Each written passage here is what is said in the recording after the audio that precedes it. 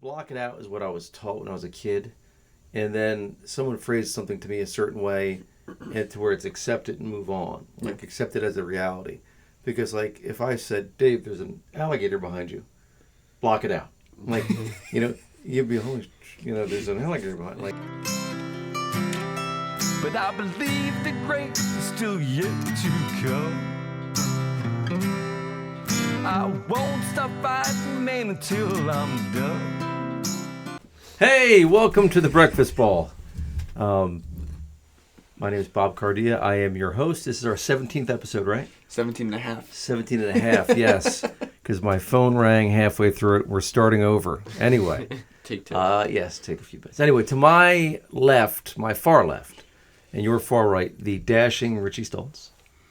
And in the middle, what's dashing? It's DMG. Wow. Do we have an act? No, it's just DMG. Okay. Down DMG. Down. Yeah, you know me. Okay, anyway. So today's the 17th episode, and today is Stop Worrying About What Others Think, which is a topic I love. Originally, we were supposed to have Jeff Collins from Dogleg Golf, which is in Cinnaminson. It's a indoor simulator facility for golf that we're going to be doing some programs there going down the road. Wonderful facility. Looking forward to working with Jeff. Unfortunately, his father was ill today, so he could not make it out. And in all honesty, my life has been chaos for the past week as well. If believer in prayer, so if you could send a few prayers out to my mother who had a stroke this past week, that would be much appreciated. She is now in a rehab center and doing a little bit better, so that is good.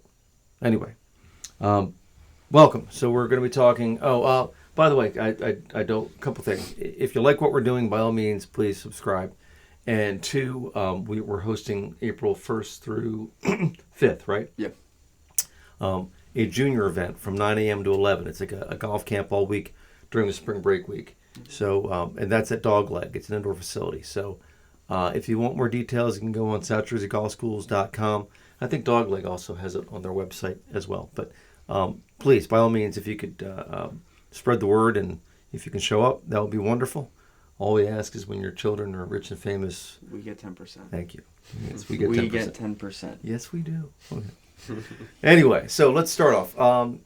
It's cool. Richie and I were talking this morning at some length about the high school players we coach, because we coach a lot of high school players. Mm-hmm. And I think every single one of the high school players we coach, and there's at least 15, 20 of them that I know of off the top of my head, all made their high school teams. I think they all made the team. Yeah. I know we got a little nervous that a couple didn't, but then I the saw them. Yeah. I saw them. All freshmen though. Yeah. But I did see him the other day at the range, and I was let's go, let's go, let's go for sure. And that one team had 51. I was going to say there were some big teams out there. There was Kingsway. Was it 51 kids in total or 51 guys? Oh, I don't know. I think it was 51. Was it 51 guys? Wow. I think so. That's insane. That's a cray number. Yeah. I think so, because they still have a whole practice squad out on the side. Yeah. Like 20, 30 kids out there almost. So the kids that made it it's crazy. Are in our league too, right? Our league and our take. Yeah. We have a junior golf league that starts in May. They put our league and we teach them, which I mean, Richie and talk. It's a good feeling, right? And David too. We've been doing it longer, so I'm sorry. But it's. I had some high school golfers. Yeah, there you go. Right. Yeah. And David was in high school at one point. And so was I, as a matter of fact, at one point back at the. Wait, really? Yeah, we had sundials, we had abacuses. It was great. It was fantastic. All right, enough of that.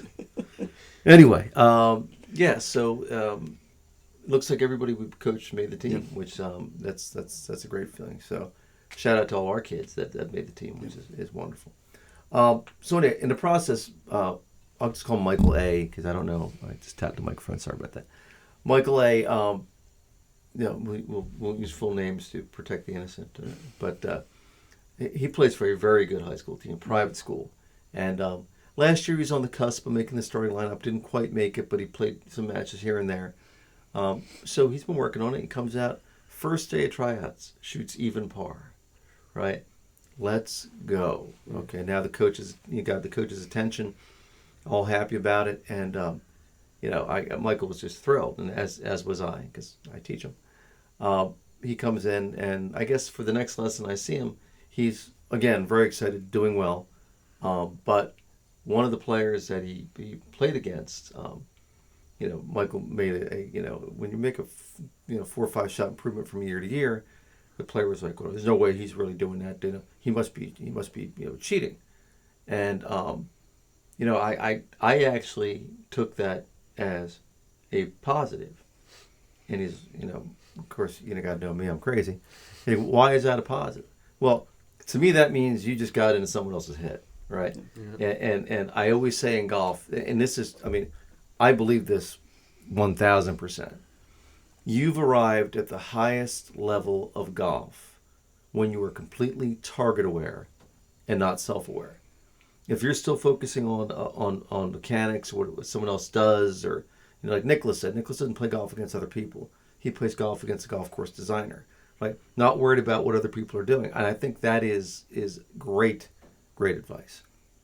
So anyway, I'm gonna bring this quote to Michael when I see him, but it's you spend most of your life in your own head.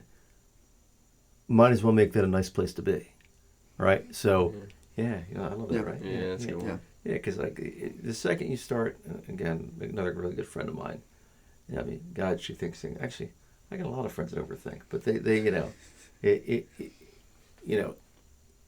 actually, she has a sign that says, "Give me a minute to overthink this." Yeah, yeah, yeah. Not good.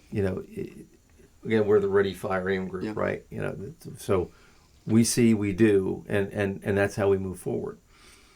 Anyway, shout out to JoJo. JoJo, because I'm sure he'll be watching. She's one of our Bear. Yeah, JoJo the Dancing Bear. He's one of our editors, and I always call him JoJo the Dancing Bear. I give everybody a nickname just so you know, as obviously as I'm doing here.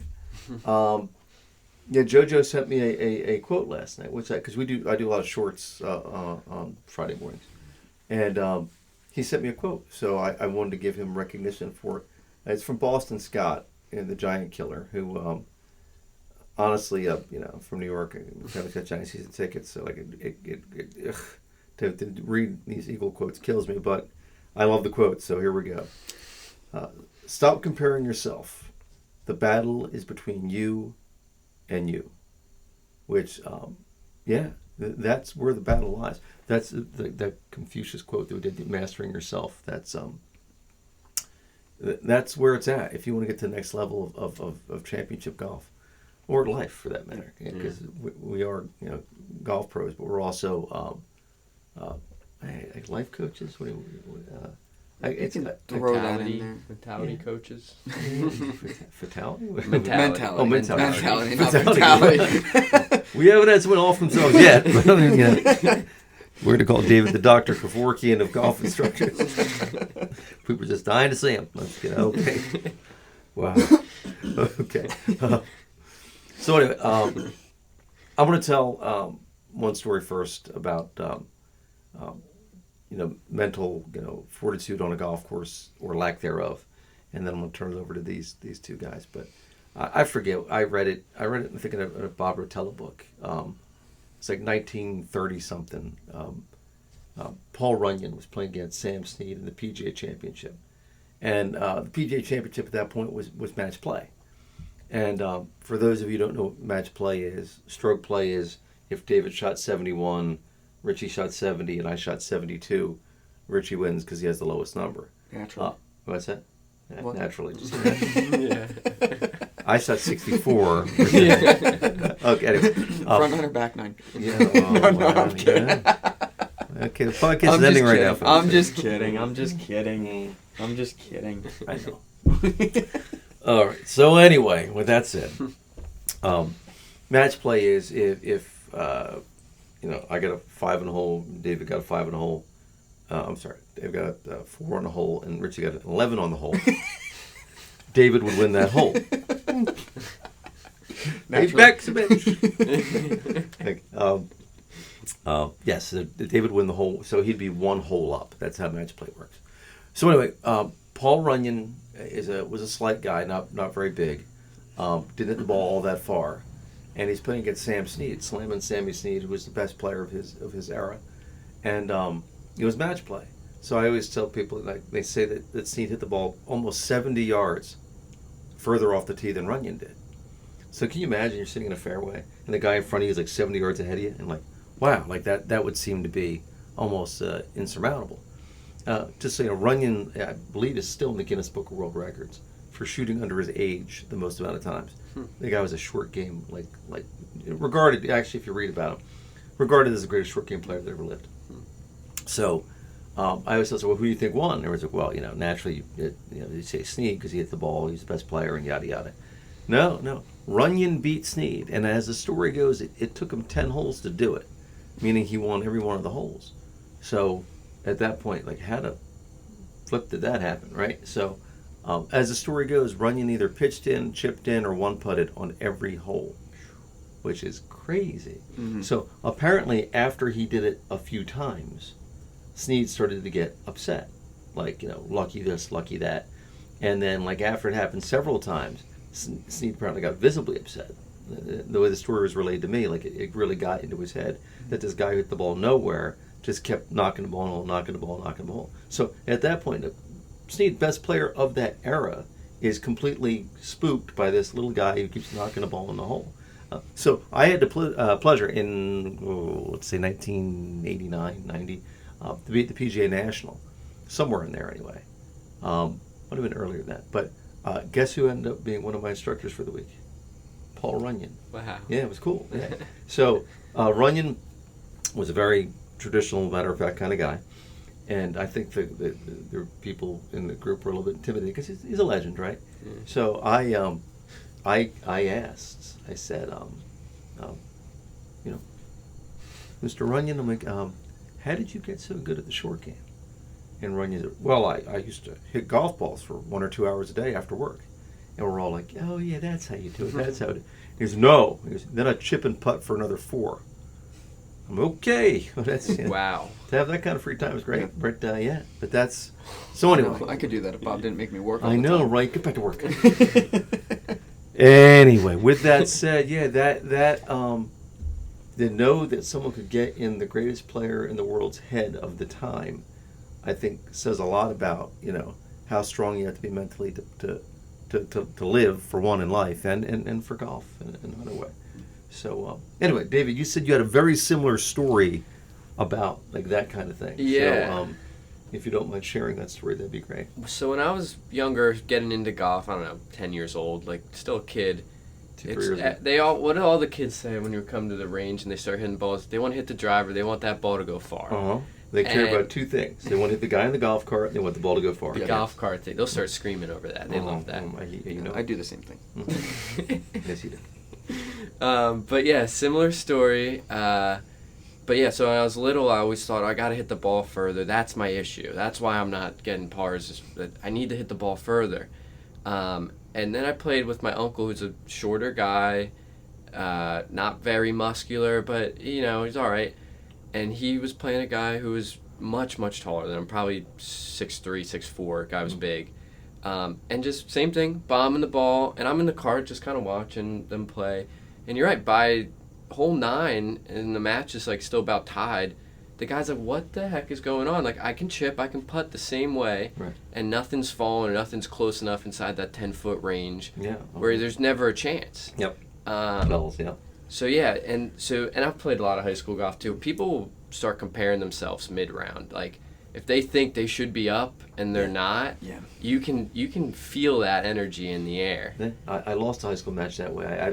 It's actually one of my darker moments. I turned to the guy I'm playing with, my teammate. I'm like, this kid actually thinks he's gonna win, because I like in every fiber of my being, I knew I was better than this kid, and I ended up losing the match because I started thinking about that. I think that's happened to everybody for sure. I remember it was like 30 years ago. Oh my god. Yeah. But yeah, I've seen that firsthand, how people kind of comparing themselves can just destroy their mental game. It's a life metaphor too, right? Yeah. Like if you're at the job and something like that, how come so-and-so got the promotion? I got another story. I got a million stories, as we know. But that's very Runyon-esque. Very good. So you had a story too, right? Yeah. So first thing, you mentioned how you've always felt like you had to hit the ball further. Mm-hmm. I did something the other day, and I told you about it.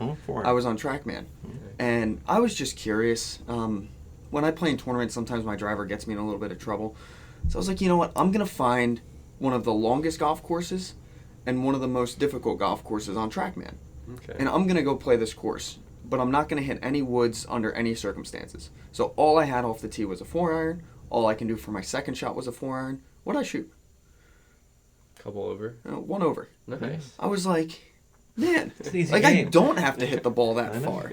Like it's, that's like I always think like big misconception in golf. I think distance does do you a huge favor. But it does. that was just crazy to me. I'm like, man, I was able to do this with just a 4-iron. But the thing is, with you, Richie, you're long to begin with. Yeah, but So, I played from 7,300 Yeah, yards. no, I get it, Most people I are get it. playing from 6,300 yards. I get it. Well, So- and if you can, if your other parts of your game are sharp, Whoa. you can do that. What was the sharp part of my game that day? Wedges. It was my wedges. Yeah. It was my Yeah. wedges. It was, Well, it should be. around We the work on it greens. enough.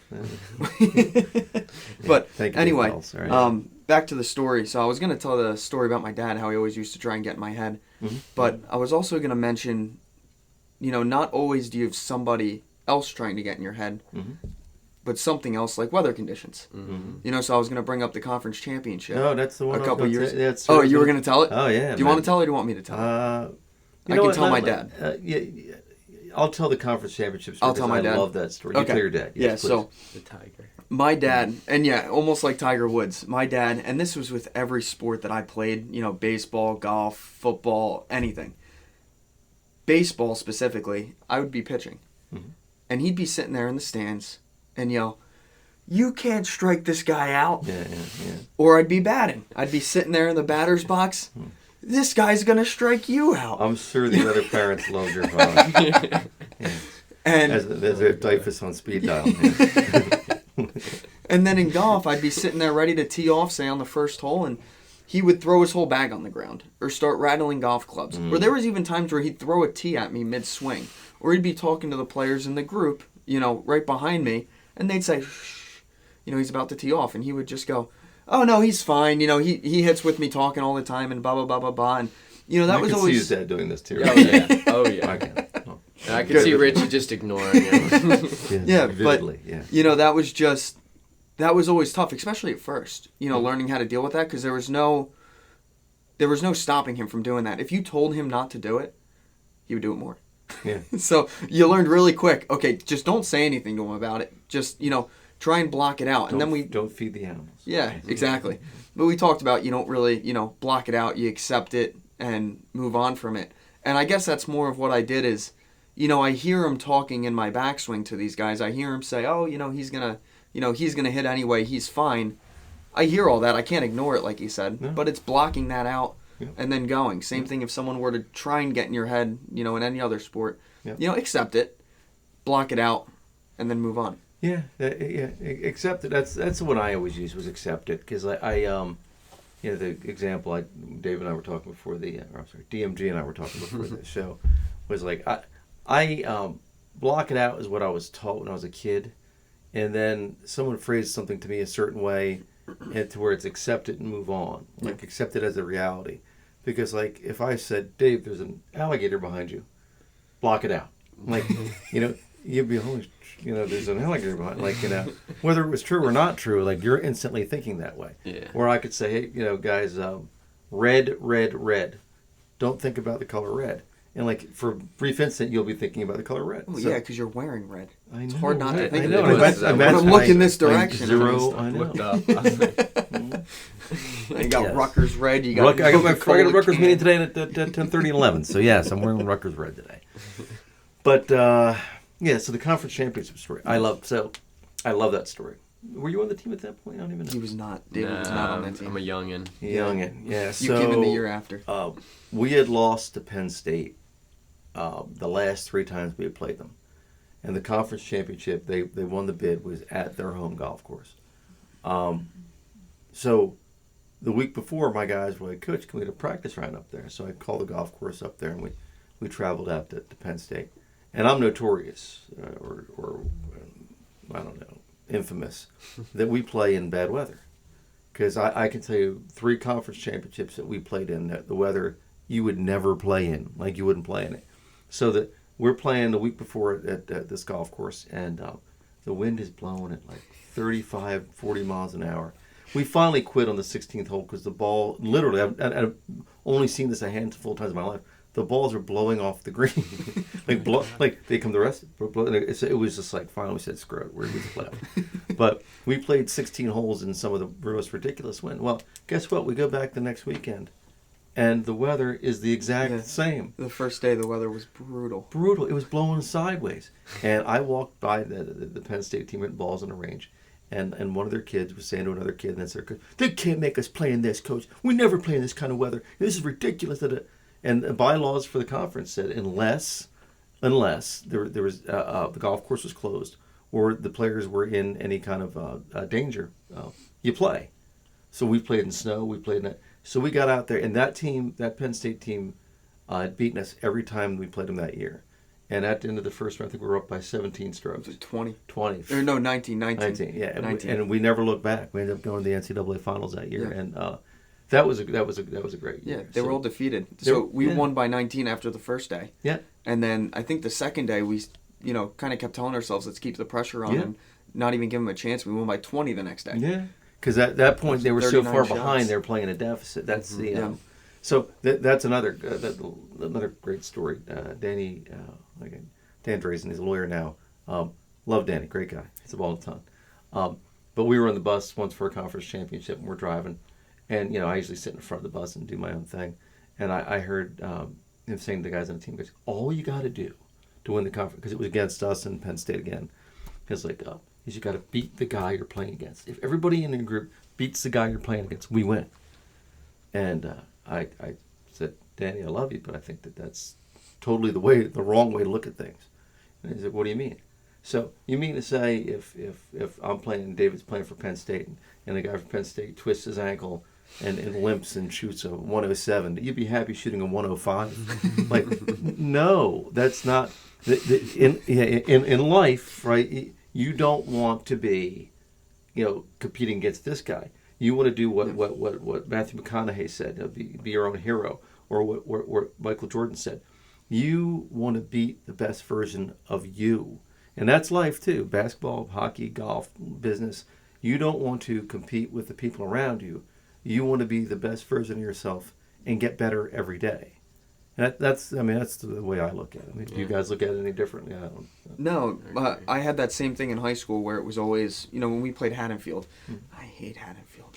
But sorry if there's any Haddonfield guys watching. I got dinner there last night, actually. I took myself up for sushi. They were nice to me there. But, no, whenever we played Haddonfield, that was the mindset was, just beat the guy you're playing against. And to your point, sure, I can beat the guy I'm playing against, but if one of the other guys shoots 100 and my guy shoots 99, it's is that really, if they're able to shoot a 80, now we're really ahead. Yeah. Instead of them playing against the guy that they're playing with, play against the golf course, play against yourself, try and, do the best you can do. Ultimately, at the conference that we play in, there's typically one team has one superstar who goes really low, and the rest of the team is just they if they can shoot close to a 75, that's usually the formula for winning. So, my star players, with you and Patty, Kevin, Zach, Q, all go down the line. If they went super low, that's what don't just beat the guy you're playing with. I mean, the lowest you can go, the more you're going to help, because you have no idea what if one of our guys twists his ankle. Yeah.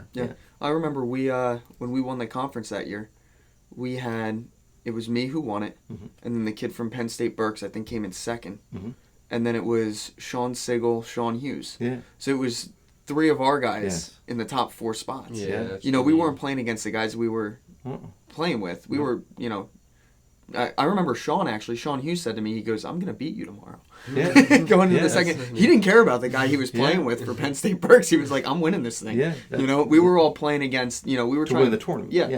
As an individual, you had to win. Yeah. And to me specifically, I looked at that, I was like, let's go, Sean. Yeah. Beat me tomorrow. You beat me tomorrow. We win this thing. Yeah. We go to nationals if you beat me. Let's go.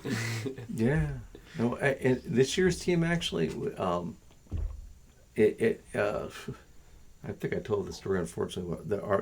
Our 5th player on a roster, we typically carry close to 10 to 15 players, but we brought in a fifth player, and thoughts and prayers to him too. Yeah. Did I tell the story on No, we don't skipped think it. on the We pod. skipped it. Oh. Yeah, you said, should I tell the story? I said, we'll keep Yeah, it well, for now. okay. So it's heads up to anybody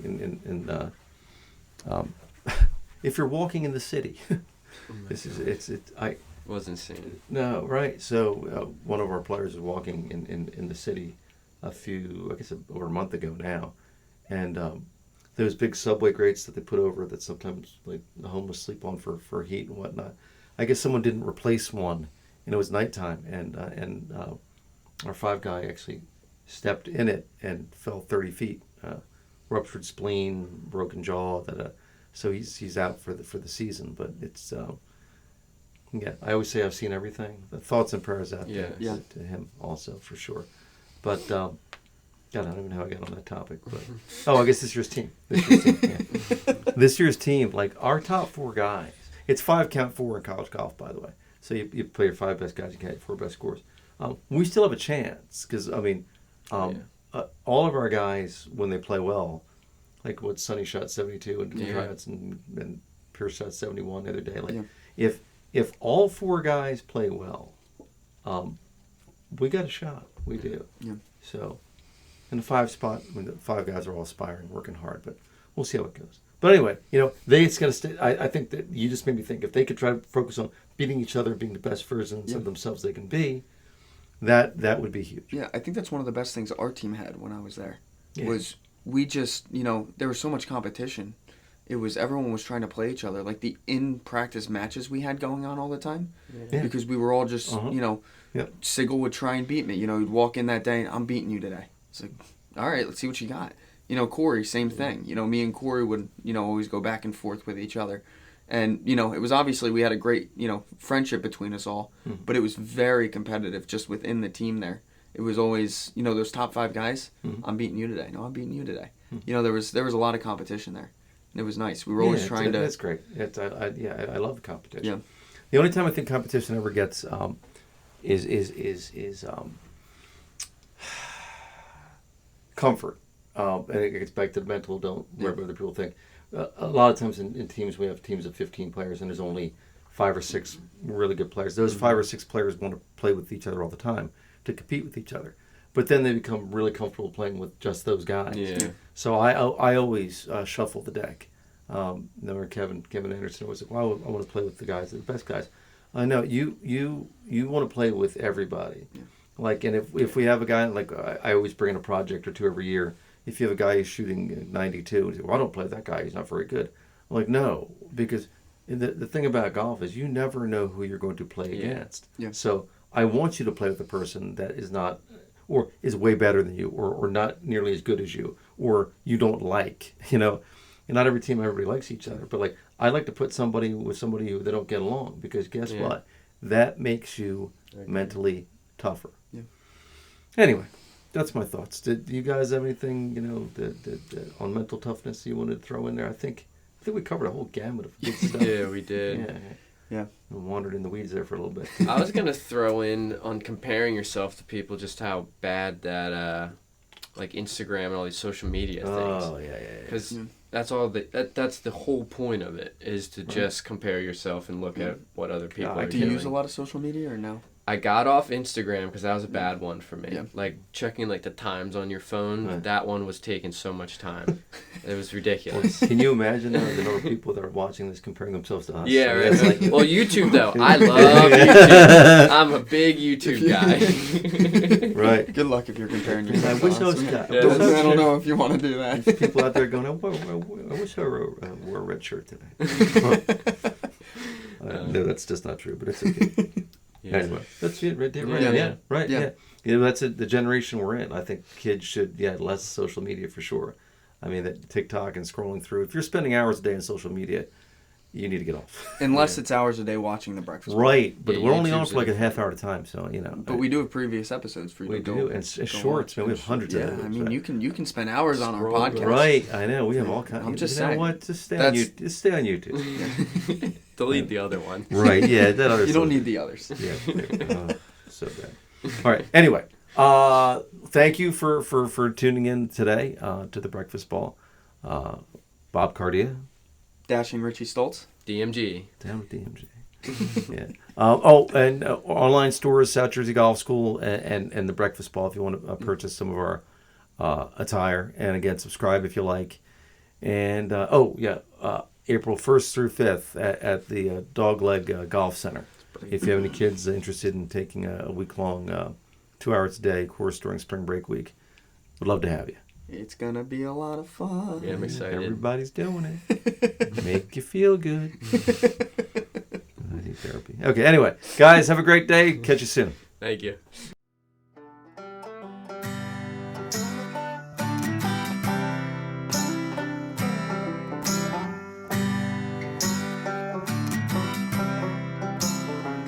Glass of bourbon, ha ha. My bourbon, ha ha. My bourbon, ha ha. Alcohol. Because no great story ever started with, I'll have a salad.